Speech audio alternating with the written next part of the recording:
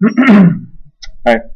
In this video, we're going to be combining if statements, and statements, and or statements all into one statement.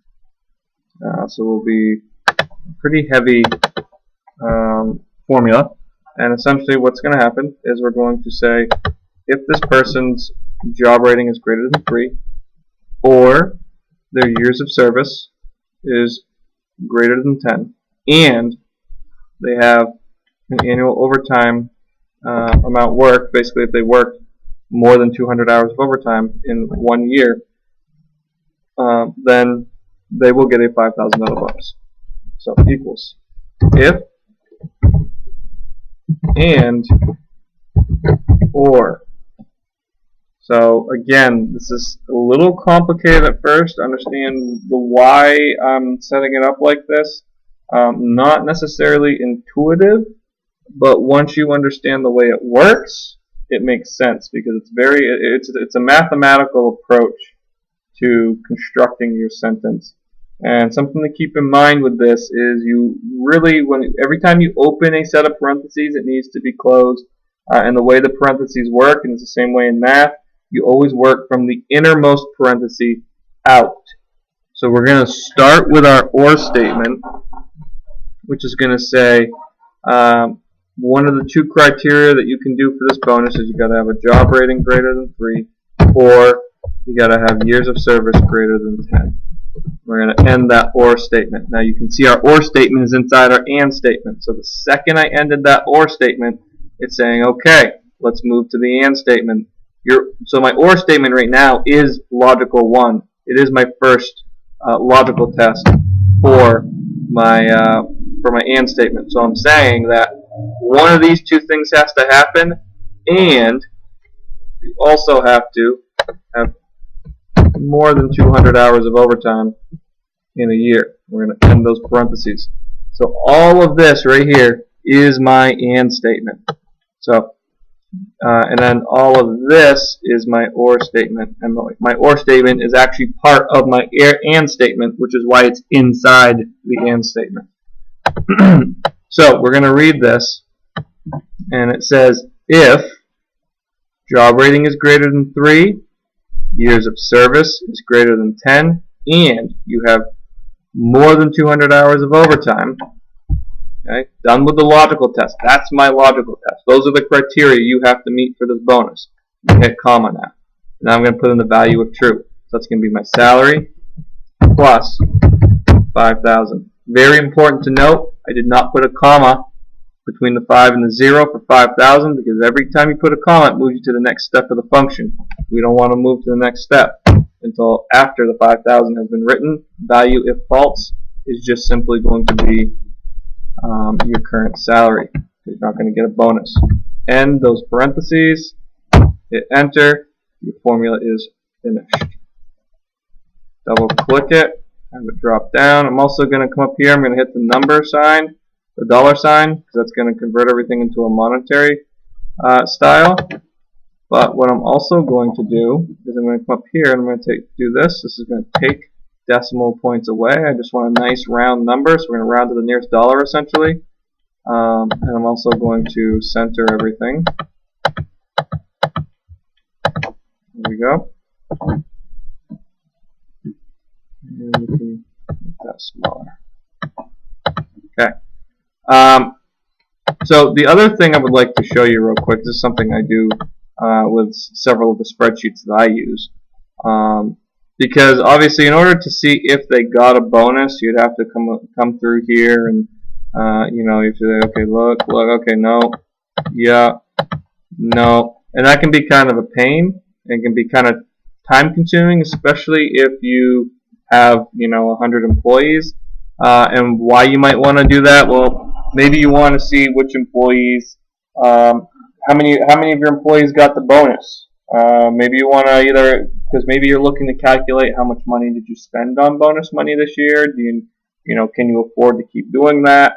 Or maybe you want to see, you know, okay, well, who are my really good employees? Because typically, if you get this bonus, I mean, you've got to meet a lot of requirements, and you've got to be pretty dedicated to the company because the amount of hours of overtime you're putting in, and because of, you know, your job rating and the years of serving, all that's being taken into consideration. So there's a bunch of different reasons why you might want to know if someone got a bonus. So what we're going to do is we're going to create an if statement. And this is a pretty simple if statement. So we're going to say if, and we're going to open the parentheses, and we're going to say if the new salary, okay, I forgot to put my equal sign. So equals, if, open the parentheses. We're going to say if the new salary minus the old salary equals 5,000, then that would be your value of true. If that happens, value of true is going to be a 1. Value of false is going to be a 0. Now, I would like to put yes or no. Part of me would like to do that. That would require a VLOOKUP. The if statements require actual numbers. So that's why I'm using 1 and 0. 1 means one person got it. 0 means that person didn't get it. So they don't count. We're going to hit enter. Okay. And then we can double click this. And you can see that only 2 people got the bonus. It's a very quick way to eyeball who got the bonus. And then there's a bunch of stuff you can do with that information. I could down here, I could use formulas to, count up. I could do equals sum, and I could count all that up. There's how many people got the bonus.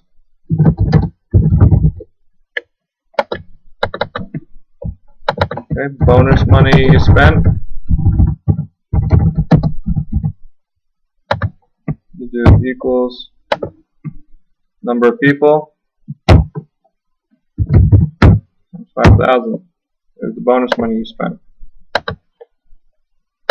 Some other stuff you could do. I could do some conditional formatting here. So if we click on conditional formatting, so we're going to do highlight cell rules. If equal to, if the cell is, format cells that are equal to 1, then we're going to fill the cell. So I'm going to fill the cell. If it's equal to 1, that means they got the bonus, so they're going to get a nice green fill. Okay. And we're going to do another conditional formatting. So we're going to come up here, highlight the cell rules, equal to, this time it's going to be 0. And then with that, we're actually going to use the red, because red typically is, bad. Okay. Unclick that, and you can see the people who didn't get the bonus are highlighted in red, and they have red text. People who got the bonus are in green. I mean, obviously my colors look atrocious, but you could choose different colors if you want.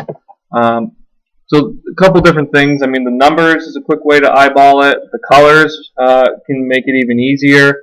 And then down at the bottom, like I said, there's a bunch of stuff you can do with that. You could even have it calculate the percentage of people who got a bonus, because you could have it divide the, you can use the count function to count all the cells that got a 1 and then divide that by all the cells that have numbers in them, and that would get you the percentage of people who got a bonus. Bunch of different stuff you can do there with that information, so some people may find that useful. But yeah, so that's how you use the really complicated compound if statements. And then, of course, you can also see who met the requirements and who didn't, who met the criteria and who didn't. So hopefully that was useful. I got nothing else on the if statements for you guys. As things get more complicated, that's when VLOOKUPs and HLOOKUPs will come into play. They can help prevent some of those ridiculously long if statements from happening, but they're a lot less intuitive than the if statements are. They're a little bit more. There's a little bit more memorization of the formula that goes into play rather than just intuition that goes into it. A lot of formulas in Excel you can intuitively kind of figure out how they work. This just happens to not be, the VLOOKUP happens to not be one of them. But it is a very useful function, so I will have videos on that as well. So thank you for watching.